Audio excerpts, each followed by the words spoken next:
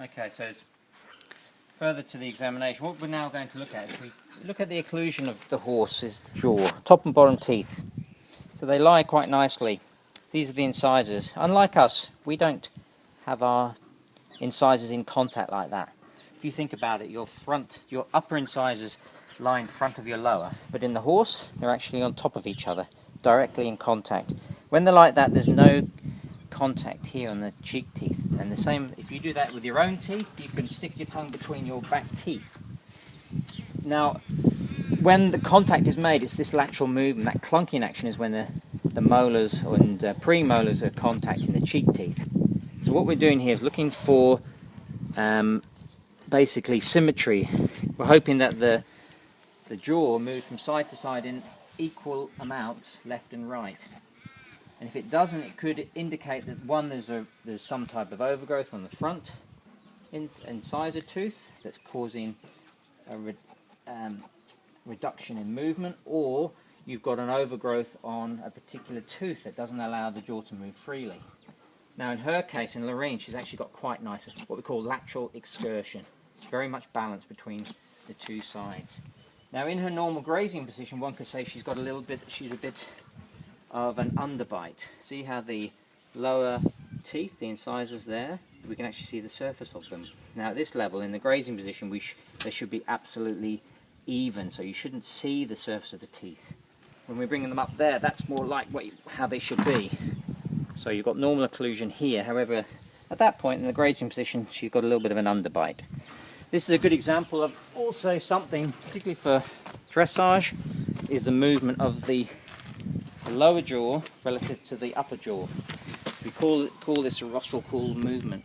So at this point you can see that the lower jaw teeth are actually in front of the upper jaw. However, when we come up to here, they're pretty much even, a little bit above.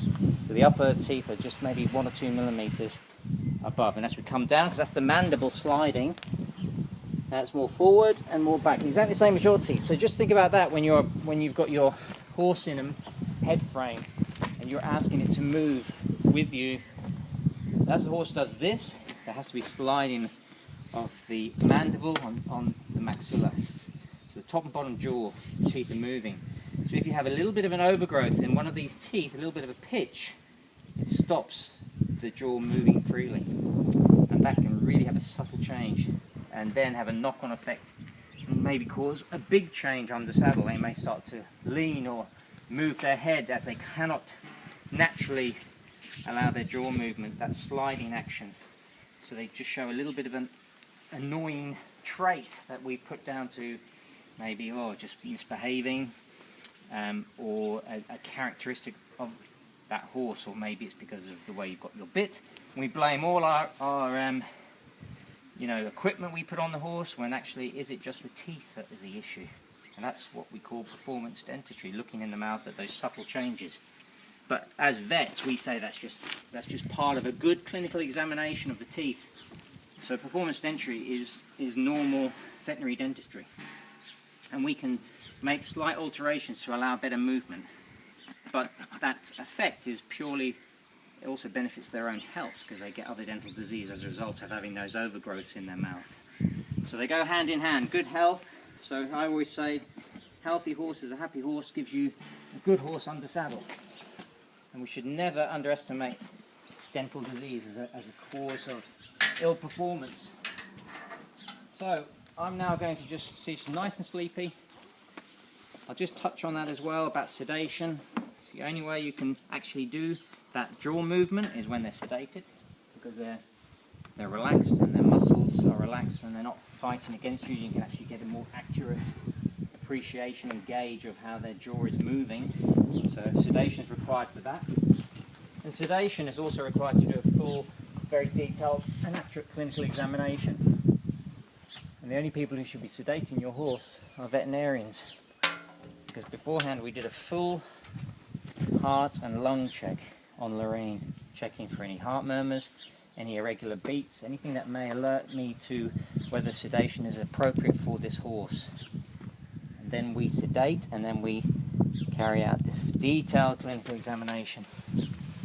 So she's actually, I'm quite happy with her. She's got a little bit of, as I said, the over bite at that level, and I'm now going to check the surface of her teeth. People forget that every single tooth is a living structure, has a nerve and blood supply. So these are not dead, these are alive.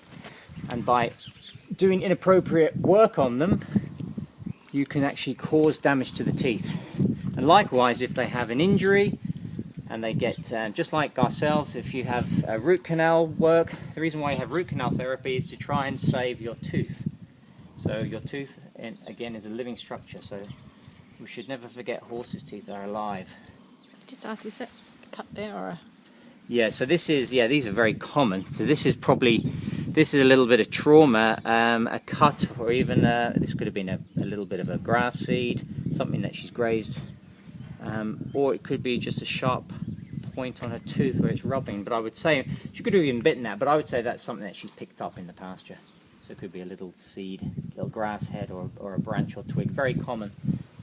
This is a clearer indication, now that we've washed her mouth, that you can really see the commissure. And that looks quite nice, quite a fleshy one. She's a big horse, so she's got a big fleshy commissure. And that's the same on this side, looks quite nice, very happy with that. So it is really good, and also we've got to remember horses also get tumours in their mouth, mustn't forget that.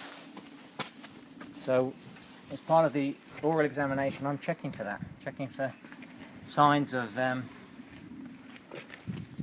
any abnormal growths or lumps and bumps.